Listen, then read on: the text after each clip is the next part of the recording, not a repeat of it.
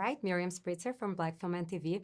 Usually Wilson Morales does these interviews, but he's traveling. So as you guys know from a morning show that you work, sometimes we have last minute cast changes and somebody has to stop. So today's me. Welcome. Yes, welcome. Such a pleasure meeting you both. And one thing that I love about the morning show is that it's not only a show about, women in leadership roles and in powerful positions, but this is behind the scenes as much as it is in front of the cameras. So I wanted to know from you guys, how much do you see the impact that this might have in conversations about women in leadership roles, having a show as popular as this one, being an example?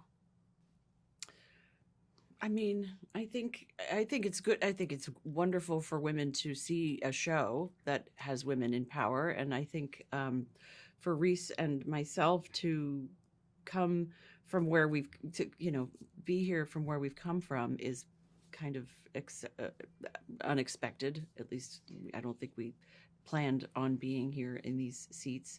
But I think it's important. I'm sorry, the question was I'm not answering the question. Well, I think correctly. you can't be it if you don't see it, sort of. And I think this show is a good example of women. Now your character's running the network. And normally women were put in places where we could be the talent, but you didn't get to be in charge. Right, you weren't in charge. I see what you're saying. Yeah, the roles grow into that position. Yeah, I think it's good role modeling, I think, for a lot of women who have ambition to be in the broadcast journalism business. Now, one thing I do love about the relationship between Alex and Bradley is that they can be each other's best friend, but they can also get on each other's nerves very quickly. So we can see that on some scenes. How much fun is it for you guys to play with that dynamic? We are really good at it, and we have a lot of fun doing it. It's fun fake fighting with your friend. Really fun to fake fight. And we definitely, it was our first scene back this season when we got to sort of go at it again. To our first fight scene. I know. And it's just so not our personalities to be that spicy. So it's fun. And then first year we were very like, are you okay? So sorry, I didn't mean to yell at you like that. And then it just kind of comes out of you. And it just feels fun to play mad. So you're like, did it change from like working in that dynamic in the first season to now? Like, are you guys just taking it on as like, okay, let's go rolling?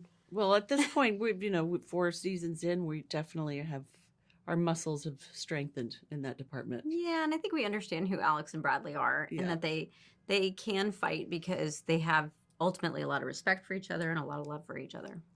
Now, just as a last question, the show always tries to bring something that is very current. And I think this season, the topic was very much with AI and deepfakes and whatnot. So I wanted to know if that changed your relationship with social media or even the media you consume by working in a show like this. Well, it's a very unsettling thing that's happening in the world with AI. And it's unclear what to do about it and how to control it. Yeah, honestly, what do you do? it's like a runaway train, and all you can do is just try to get a hold of as much as you can, or I get sent things from family and friends asking am I promoting this product? Did I make this commercial? And you have to actually say, it's so clear to me that it's not me, but even on first glance, you understand why someone would think it's you, but it's not. And there are people out there though that actually will be watching that and think that is you. Mm-hmm. You are promoting this brand. You are promoting this procedure. You are promoting whatever, and it's just absolutely not true. So what is real? I don't know if there's anything to do about it either. I don't know either. I feel like we're all asking each other, what do we do about the deepfakes, and what do we do about, companies that steal our image and likeness? There's not a clear answer yet. Yeah, I think we'll have to wait and see, and hopefully there'll be another season that we can also follow what the show is going to do with it. Yeah. That's right. Thank you. Thank you so much. Thank you. Thank you. Right, Miriam Spritzer with Black Film and TV. Wilson Morales is traveling, so I'm subbing for him. Oh, Wilson, So- we love Wilson. I know. Well, So- we're so glad to have you. Well, I'm glad to be here and Okay. taking this opportunity because you guys work technically on a morning show. So you know that sometimes we have cast changes and last Sometimes you minute have to get a production. sub. Yes, yes, yes. Now, one thing that I love is that this year, I mean, the 3 arcs of your characters are just, I mean, amazing. I'm going to try to cover this as much without giving spoilers. But one thing I did want to address was specifically the contrast between your 2 characters in the sense that Mia has given up a lot from her personal life to focus on work. And Nicole, your character, Chris, she puts boundaries. And I love how their relationship develops. So I wanted to know, how was it for you guys to work in that dynamic throughout the show? Oh, thank you for that question. And also that perspective on it. I think that's just a beautiful way of looking at it. That 2 women who've made different decisions on their path. Yeah. And I think that's what's so beautiful about the writing is that we have these perspectives and we have these sort of goals and ambitions, and everyone is going for what they want in a very different way. There's so much complication, but it's not necessarily like one thing is right or wrong. That's what I personally love about it. And I love specifically Chris's journey this year that's about sort of keeping all the plate spinning, the balance between work and home life. Yeah, and I think I agree with Nicole on that. Yeah. It's really about priorities. And I Yeah. think at some point in Mia's life, she prioritized her career. And I think that at some point she understands it becomes a little bit of a liability in season 4. And she decides that she's going to start looking out for herself in probably the most ruthless way. So it's been interesting and fun, but I do remember when Charlotte came to me and said, I think this season that Mia and Chris are going to link up together and they're going to be advocates. And I thought, exactly. I said, about time. I like that. I like women advocating for other women. Exactly. Now, Nestor, your role specifically, I mean, I'm Latin, as you can probably hear from my accent. I think one thing that I find so interesting on your take on Yanko is a lot of people expect the Latins to be loud and very dramatic, and you kind of chose to be a little bit more subtle. Is that I don't know if that's a word. I appreciate that. That's very kind. Look, what Nicole said and Karen has said too, is the writing, it's there, and I think what Carrie Aaron created the character, Charlotte Stoudt has, continued to develop it. And what I love about them is that they take these characters and elements of people that we may not have seen in this way on camera. And Yanko's no exception. I mean, I think Yanko's Carrie described him as this frustrated philosopher, poet, who feels... He's a weatherman. He's a weatherman. At the time, he was a meteorologist. Brilliant. Hey, Meteorologist. I'm so sorry. Take that. Feels underappreciated. And now a host. Now a yanker. Yeah, but he's also... But he leads with his heart, and so I've never played a character who is genuinely a very principled guy. Usually, we talk about playing characters with big misbehaviors and big flaws. Not that this guy's without his flaws, but he leads with his heart, and you're laughing, you're dying. Let this man get his story out.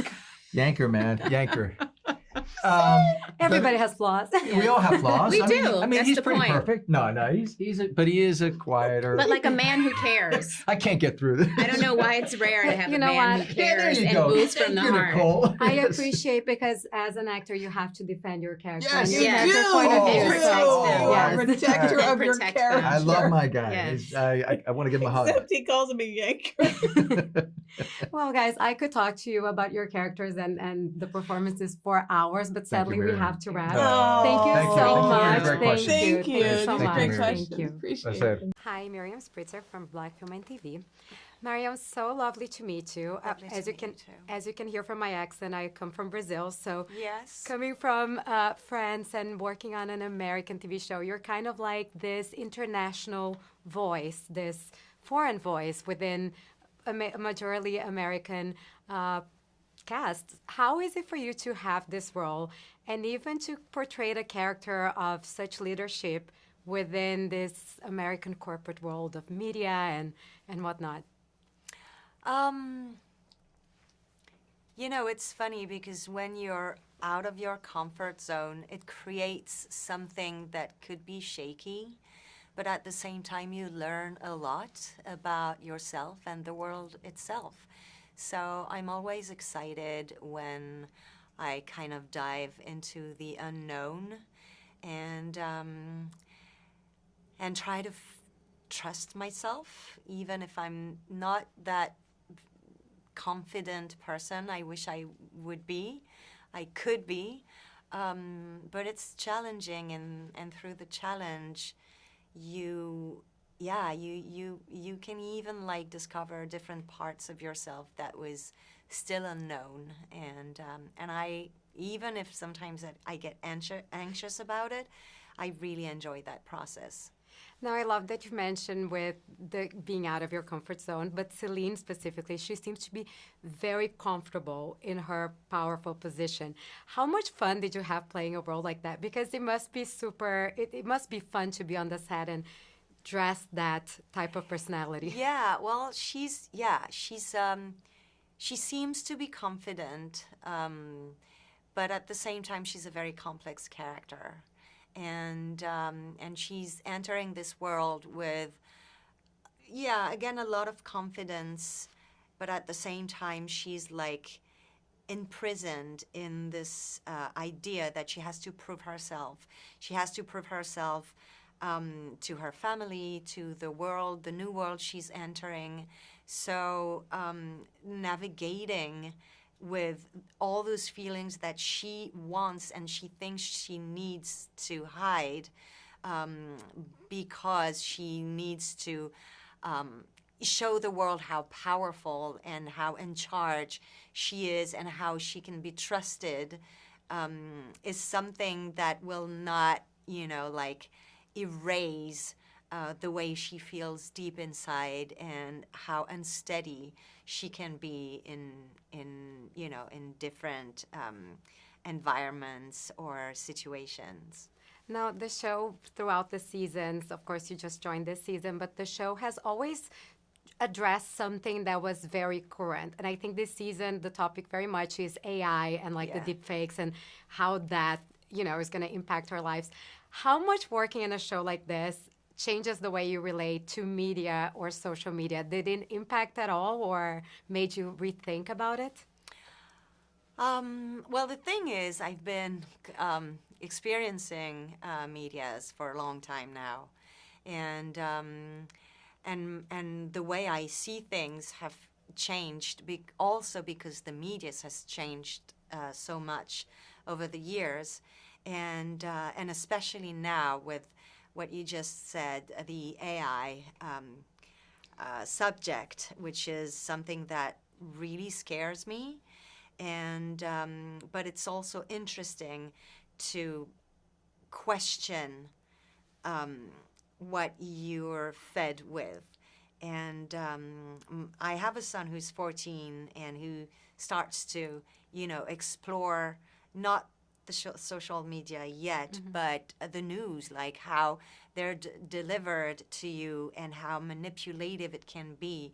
And I really try to tell him that he needs to question a lot of things because there are more and more like fake news or deepfake or even the AI. It gets more and more real. And I really want him to understand and dig deeper into the information to see where it comes from and how it's delivered.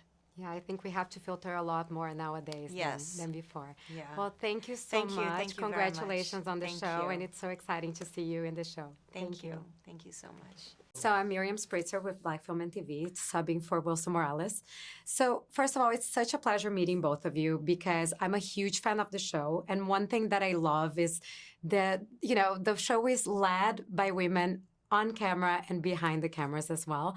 And I wanted to ask you guys a little bit about that, of how important it is for you to take on this type of project in order to also inspire future professionals in this industry. I feel like to me, the exciting thing is that it is a show explicitly about women's power and women's autonomy. Like that is That's the baked theme. into the show. Yes. And that you can look at it from so many angles. So when you say like bringing women, that may also be like younger performers, very different performers. You know, Marion this year, just somebody, Yes. you know, I never dreamed I'd have the opportunity to work with, but because of the show speaks to so many different women's experience, you can find a part for Marion and she can come in and, you know, just blow the house down. So That's right. And she did. And I do love the fact that it's so, like, the cast is so diverse. You guys mentioned Marianne, who's coming from a different country, speaks a different language on the show, Yes. but there is so many other aspects. How challenging is to approach and to make sure that you get these stories right when it comes from the Black perspective or like the Asian perspective, the foreign perspective. There are so many different angles, as you mentioned. What do you want to make sure that you get right, that the audience can see this without polarizing in a way? Yeah, well, I think that's been a very important aspect to the show, always casting Greta Lee as Stella and, you know, her trying to be the perfect minority model, right? And does she succeed? Is she failing? What are her flaws? And, you know, the show is a character-driven show.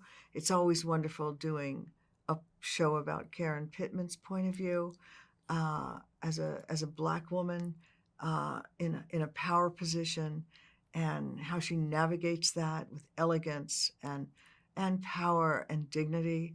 And you know, there's just so many wonderful characters in the show. Nicole Beharie's Chris. We have a new character, Ben Harper, played by, no, that's his name. Ben. William Jackson Harper. William Yes, Jackson it's Harper. a mouthful. We have really a very diverse cast. And we try to just, the writer's room obviously reflects that as well. You know? Yes. So we have a lot of different points of view in the writer's room to make sure that, you know, everyone is getting their point of view in. Yeah. It's really And it does important. translate to the show. Now, just so we can wrap up, one question that I have to ask is every season, I think that you guys cannot, you know, do more because it's so exciting to watch and there is always a new challenge in the media. And you capture that with AI this year. There is all these different things, the deep fake, I think Yes. that's how we call it. What are the future things you would like to maybe tackle on the show as we move forward to hopefully another season? That's such a good question. Well, the world is full of things to tackle. That is for sure.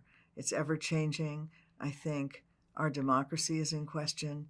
And I think if we're so lucky to have a new season, we'll be exploring possibly that. And I mean, Yeah, it's never been a more contentious time to be a journalist, That's at least right. in my lifetime, you know, where I don't think we've ever had a White House tweeting directly to journalists before That's right. about individual reporters before. Right. So it's a very, very interesting time to be thinking about a news show, you know, show about Absolutely. reporting. So Yeah, there is no lack of inspiration, no, I guess. there is there's not. none. There's too much to talk It's- about. Yeah. Well, thank you so much. Congratulations on the show. And I hope there is another season because I cannot wait to watch it. Thank so you. much. Thank you. And so Appreciate it. lovely to meet you in person. Lovely meeting you guys in person as well.